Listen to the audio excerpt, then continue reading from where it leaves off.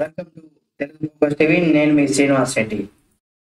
Jaganmohan Reddy versus Chandrababu గారు, వీళ్ళిద్దరిలో ఎవరు పై చేయి సాధిస్తారు? అసలు రాబోయే ఎన్నికల్లో ఎవరు గెలుస్తారు? అసలు గ్రౌండ్ లెవెల్లో ఉన్నటువంటి రిపోర్ట్ ఏంటి? 100% ఈ వీడియోలో మనం తెలుసుకుందాం.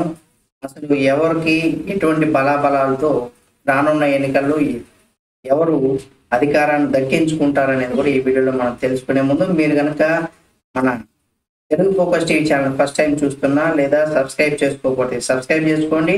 సబ్స్క్రైబ్ చేసుకున్న వాళ్ళంతా కూడా అందరూ కూడా ఈ వీడియోని లైక్ చేసి, షేర్ చేసి, కామెంట్ చేసి మన తెలుగు ఫోకస్ టీవీ ఛానల్ని సబ్స్క్రైబ్ చేసి పక్కనే ఉన్న బెల్ బటన్ నొక్కడం మాత్రం మర్చిపోకండి. ఇక ఏపీ రాజకీయాలు ఎప్పుడు కూడా ఎన్నికలు సమయం దగ్గర పడుతున్నటువంటి సమయంలో మనం ఏపీలో అనేకమైనటువంటి రాజకీయ పరిణామాలు, రాజకీయ సమీకరణాలు ఏవైతే ఉన్నాయో అనూహ్యంగా రోజు రోజుకి కొంత మార్పులు జరుగుతూ ఈ పార్టీలో ఉన్నటువంటి నేతలు ఆ పార్టీలోకి, ఆ పార్టీలో ఉన్నటువంటి నేతలు ఈ పార్టీలోకి, ఎవరైతే సిట్టింగ్లుగా ఉన్నటువంటి ఎమ్మెల్యేలకు టికెట్ రాలేదని వాళ్ళు పార్టీలు మారడం, లేదా మేము ఆ పార్టీలోనే కొనసాగుతాం, అధికారం ఉన్నా లేకపోయినా మాకు అంతా అండాదండ వీళ్ళే అని కూడా అధినాయకుల్ని నమ్ముకోవడం, ఇక్కడ ఒకరి మీద ఒకరు పై చేయి సాధించడానికి టీడీపీ పైన జనసేన పైన, టీడీపీ జనసేన పైన వైఎస్ఆర్సీపీ పైన టీడీపీ జనసేన, ఒక రకంగా బీజేపీ కాంగ్రెస్ కూడా అధికార పార్టీని ఎలాగైనా గద్దె దింపాలి అనే ఒక ఉద్దేశంతో రెండు బలాబలాలను కూడా ఈసారి ప్రజా సమరంలో ఎవరు ఏ విధంగా ముందుకి వస్తారు, ఎవరు అధికారం దక్కించుకుంటారు అనేది కూడా తెలియాల్సి ఉంది. అయితే ఏపీ ఎన్నికల సమయం హోరాహోరీగా మారుతున్నటువంటి వేళ యుద్ధానికి ఒక యుద్ధ వాతావరణంగా ఇక్కడ మనం చెప్పుకోవచ్చు. ఏపీ రాజకీయం అంటే యుద్ధంలో ఎవరు గెలుస్తారో అన్నట్టుగా కూడా యుద్ధానికి ఈ పార్టీలు కూడా సిద్ధమైపోయాయి.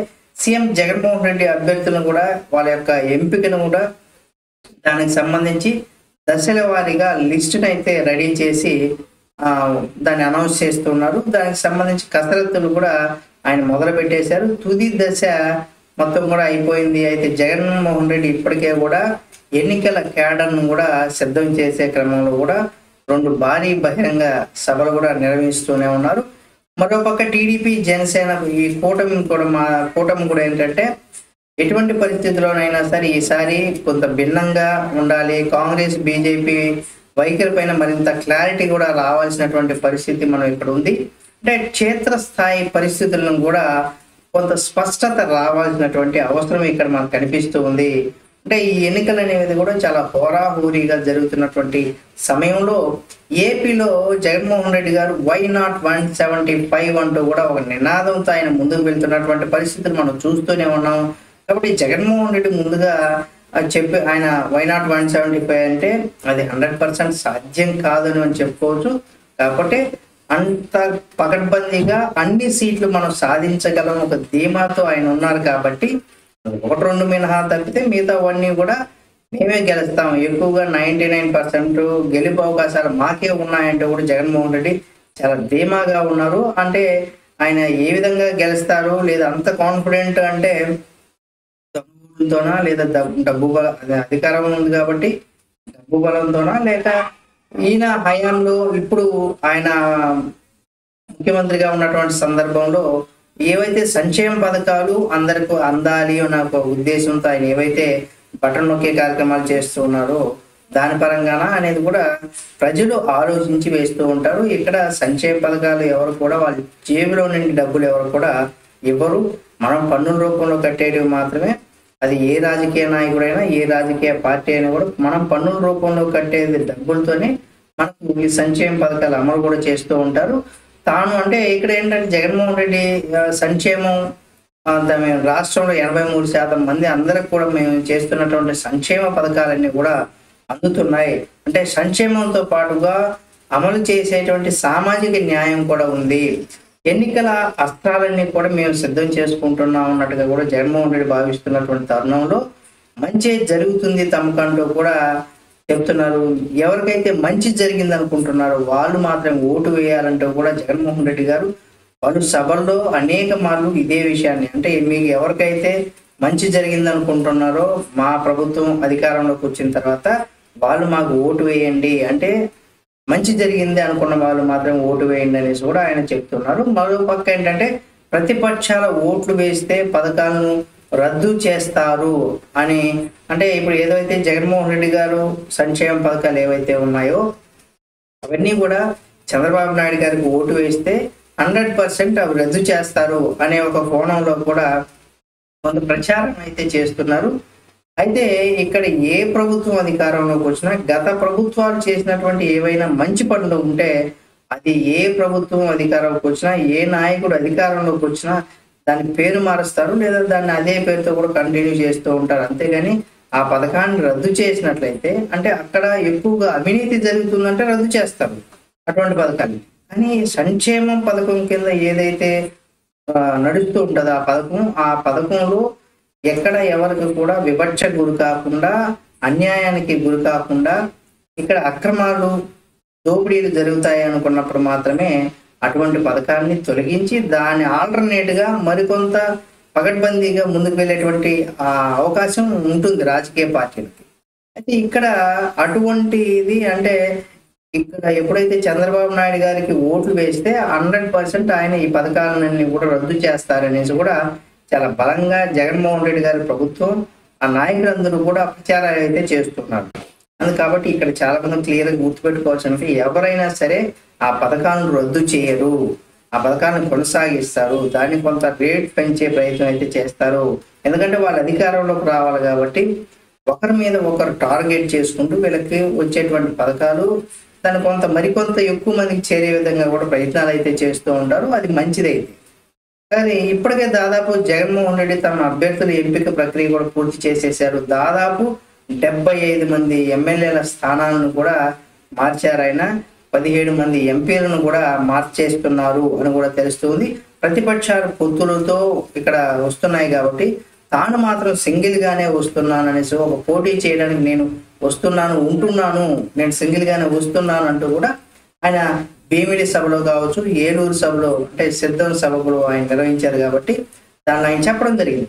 మరోసారి కూడా రెండు సభలను కూడా సిద్ధమవుతున్నటువంటి వేళ ఎన్నికలకు ఇక్కడ సిద్ధమవుతున్నటువంటి తరుణంలో ఇటు టీడీపీ పార్టీ కావచ్చు, అటు జనసేన పార్టీ కావచ్చు, ఈ రెండు పార్టీల పరిస్థితి కొంత భిన్నంగా ఉందనేసి కూడా రాజకీయ వర్గాల్లో కొంత విశ్లేషణ అయితే జరుగుతూ ఉంది. ఏంటంటే చంద్రబాబు నాయుడు గారు కదిలిరా పేరుతో జిల్లాలో ఆయన సభలు కూడా నిర్వహిస్తున్నటువంటి తరుణంలో మరోపక్క పవన్ కళ్యాణ్ గారు కూడా 4 నెలల క్రితమే ప్రజల్లోకి రావడం కూడా లేదు. అంటే రెండు పార్టీల మధ్య సీట్ల సర్దుబాటు దానికి సంబంధించి కూడా ఇక్కడ కొంత నాయకుల్లో కూడా కొంత వ్యతిరేకత ఏమన్నా ఉందా, ఆ సీట్ల సర్దుబాటు ఏదైతే ఉందో అది ఇప్పటి వరకు కూడా కొలిక్కి రాలేదంటూ కూడా కొన్ని వార్తలు వినిపిస్తున్నాయి. కానీ అధికారికంగా ఇప్పటి వరకు కూడా మనకి ఎక్కడ కూడా రాలా ఈ సీట్ల సర్దుబాటుకు సంబంధించి. మేము ఇన్ని నియోజకవర్గాల్లో ఇన్ని సీట్లు తెలుగుదేశం పార్టీ పోటీ చేస్తుంది, రిమైనింగ్ ఇన్ని సీట్లు జనసేన పార్టీ పోటీ చేస్తుందని ఎక్కడా కూడా ఒక క్లారిటీ లేదు ఇప్పటి వరకు కూడా.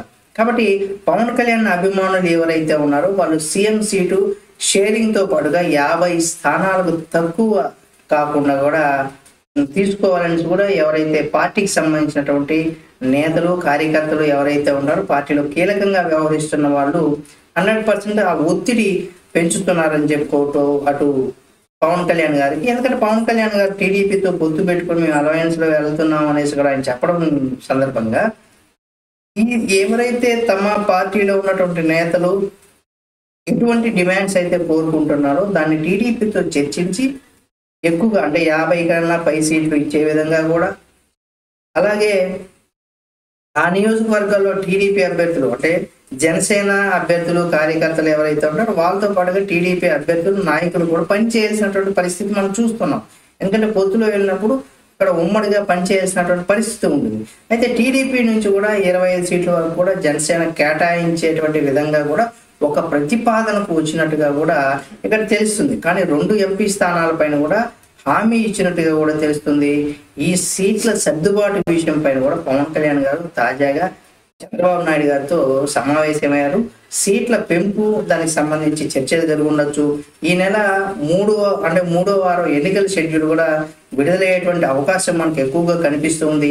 ఇటువంటి తరుణంలో సీట్ల కోసం 2 పార్టీల నుంచి కూడా ఒక మంచి అంటే ఎవరైతే ఆ పార్టీలో ఇప్పుడు సీట్లు ఆశిస్తున్నటువంటి నేతలు ఎవరైతే ఉంటారో వాళ్ళు ఆశావాహుల సంఖ్య ఎవరైతే ఉన్నారో, ఎవరైతే టికెట్స్ ఆశిస్తున్నారో వాళ్ళు ఎక్కువ సంఖ్యలో ఉన్నారు. సీట్లు ఈసారి మనకి ఇస్తారు, ఈ సీట్ మనకి ఇస్తారు అనేటువంటి ఎవరైతే అనుకుంటారో వాళ్ళు మనకు వస్తుందని ఆలోచిస్తున్నారు. కానీ ఇక్కడ ఏంటంటే అసలు ఏం తేల్చబోతున్నారు సీట్ల సర్దుబాటుకు సంబంధించి అనేది కనుక మనం చూసినట్లయితే, సీట్ల ప్రకటించిన తర్వాత కూడా క్షేత్ర స్థాయిలో ఈ సర్దుబాటు ఎక్కడ ఎక్కువగా ఉండకపోయేటువంటి అవకాశం ఉంది. ఎందుకంటే ఒకసారి డిసైడ్ చేసిన తర్వాత ఈ సర్దుబాట్లు ఎక్కువగా ఉండేటువంటి అవకాశం ఉండదు.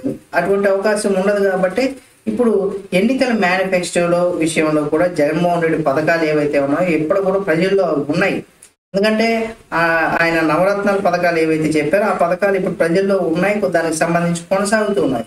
మరోపక్క టీడీపీ ఎప్పుడైతే వస్తుందో, ఎందుకంటే సంక్షేమ పథకాలు ప్రకటించిన పెద్దగా ఆదరణ కనిపించడం లేదు. ఎందుకంటే టీడీపీ అనేది చాలా ఓవర్ కాన్ఫిడెంట్తో ఉంది, మేమే గెలుస్తామనేసి. కానీ ఆ కాన్ఫిడెంట్ వెనుక ఉన్నటువంటి ఆ నమ్మకం వాళ్ళకు ఉండొచ్చేమో. కానీ రాజకీయాల్లో ఎప్పుడు కూడా ప్రజల నాడి ఎలా ఉంటుందంటే, మొదటి వరకు కూడా ఇక్కడ 2 రకాలుగా ఆలోచిస్తారు. సంక్షేమ పథకాల వల్ల లబ్ధి పొందిన వారు మాత్రమే అధికార పార్టీని, ప్రస్తుత వైసీపీ పార్టీకి ఓటు వేసేటువంటి అవకాశం ఉంది. ఎవరైతే ఆ సంక్షేమ పథకాల వల్ల లబ్ధి పొందుతున్నవారో ఆ లబ్ధిదారులు ఎవరైతే ఉంటారో వాళ్ళు 100% ఓటు మనం అవునన్నా కాదన్నా వాళ్ళు అధికార పార్టీ అంటే జగన్మోహన్ రెడ్డికి మాత్రం ఓటు వేస్తారు. రిమైనింగ్ ఎవరైతే ఉంటారో వాళ్ళు 100% జగన్మోహన్ రెడ్డి గారికి ఓటు వేసేటువంటి అవకాశం చాలా తక్కువగా ఉంటుంది. ఎందుకంటే 2 పార్టీల మేనిఫెస్టో పైన కూడా ఒక కీలకమైన నిర్ణయం తీసుకోవాల్సినటువంటి పరిస్థితి ఉంది. కాబట్టి ఇదే సమయంలో మరో పక్క మనం చెప్పుకున్నట్లయితే, ఒక పక్క బీజేపీ పాత్ర కనిపిస్తుంది. దాని పాత్ర ఏంటి, ఆ పాత్రలో బీజేపీ ఏ విధంగా రాణిస్తుంది, ఒక స్పష్టత రావాల్సి ఉంది బీజేపీ పార్టీకి సంబంధించి కూడా. ఇక్కడ బీజేపీ వేరుగా పోటీ చేస్తే ఏపీలో బహుముఖ పోరు ఖాయం అవుతుంది. అంటే TDP, YCP, Janasena, Congress, BJP ఇట్లా అందరూ కూడా ఇండివిజువల్ వాళ్ళ పార్టీల కోసం వాళ్ళు పనిచేసుకుంటున్నారు. కానీ అక్కడ ఉన్నటువంటి నాయకులకు ఎవరు మనకు సేవ చేస్తారు? ఎందుకంటే వైసీపీకి సంబంధించినటువంటి ఎమ్మెల్యేలుగా ఎవరైతే ఏ నియోజకవర్గంలో ఉన్నారో వాళ్ళు కనుక ఇక్కడ పనిచేస్తే, అంటే గతంలో వీళ్ళు కనుక పనిచేసి ఉంటే 100% వాళ్ళకి ఓటేస్తారు ప్రజలు. అంటే వాళ్ళ వల్ల ఆ నియోజకవర్గ ప్రజలకు ఏదైనా మంచి జరిగింది, అభివృద్ధి జరిగింది, లేదా వాళ్ళ సమస్యలు ఏమన్నా ఉంటే తీరాయంటే అటువంటి అప్పుడు 100% మనకు ఈ ఎమ్మెల్యేనే మనకు ఉండాలి, లేదు ఈ ఎంపీ వీళ్ళిద్దరూ హయాంలో అంటే వీళ్ళిద్దరూ మనకు ఉన్నప్పుడే మనకు మంచి జరిగింది, మన రాష్ట్ర అభివృద్ధి కావచ్చు, అలా అక్కడ ఉన్నటువంటి ఆ నియోజకవర్గ ప్రజలకు కూడా కొంత మేలు జరిగిందంటే 100% ఓటు వేస్తారు. కాబట్టి ప్రభుత్వ వ్యతిరేక ఓటును చేల్చకూడదు అనేది కూడా చంద్రబాబు నాయుడు గారు మొదటండి. చంద్రబాబు నాయుడు గారు కావచ్చు, పవన్ కళ్యాణ్ గారు కావచ్చు, ఇద్దరు కూడా వాళ్ళు ఆశపడుతున్నారు. ఇక్కడ పవన్ కళ్యాణ్ ఆశలకు షర్మిల బీజేపీ నుంచి కూడా అంటే కొంత గండి కొట్టేటువంటి పరిస్థితి ఉంటుంది. అంటే ఇక్కడ అడ్డుకునేటువంటి పరిస్థితి ఉంటుంది అనమాట. అంటే అటువంటి అవకాశం ఉంది. కాబట్టి దీంతో జగన్మోహన్ రెడ్డి గారు దూకుడుగా వెళ్ళేటువంటి వేళ చంద్రబాబు నాయుడు గారు కావచ్చు, లేదా పవన్ కళ్యాణ్ గారు కావచ్చు, వీళ్ళు ఏ విధంగా ముందుకు వెళ్తారు? రానున్న మరి ఎక్కువ సమయం కూడా లేదు, ఈ మంత్లోనే మనకు నోటిఫికేషన్ వచ్చేటువంటి అవకాశం ఉంది ఏపీ రాజకీయాలకు సంబంధించి, ఎలక్షన్కి సంబంధించి. కాబట్టి ఏ విధంగా వీళ్ళు ముందుకు వెళ్తారు అనేది కూడా మనం ఇక్కడ చూడాల్సినటువంటి పరిస్థితి కొంత ఇంట్రెస్టింగ్గా ఉంది. కాబట్టి మనం ఇప్పుడు రోజుకి ఏంటంటే అటు టీడీపీ నాయకులు కావచ్చు, వైసీపీ నాయకులు కావచ్చు, కాంగ్రెస్ నాయకులు కావచ్చు, బీజేపీ నాయకులు ఎవరైతే పార్టీకి సంబంధించిన నాయకులు, కార్యకర్తలు ఎవరైతే ఉంటారో వాళ్ళందరూ కూడా 100% ఇక్కడ ఆ దిశగానే ప్రయత్నాలు అయితే చేస్తున్నారు. కాబట్టి ఏం జరుగుతుంది అనేది కూడా మనం చూడాలి. కాబట్టి వీళ్ళిద్దరూ జగన్మోహన్ రెడ్డి గారి పైచేయి అధికారం దక్కించుకుంటారా, లేదా చంద్రబాబు నాయుడు గారి పైచేయి అధికారం దక్కించుకుంటారా లేదనేది కూడా మనకు తెలియాల్సింది. ఈ వీడియో మీకు నచ్చితే లైక్ చేసి, షేర్ చేసి, కామెంట్ చేసి, మరిన్ని వీడియోల కోసం మన Telugu focus TV channel subscribe చేసి పక్కన ఉన్న బెల్ బటన్ నొక్కడం మాత్రం మర్చిపోకండి.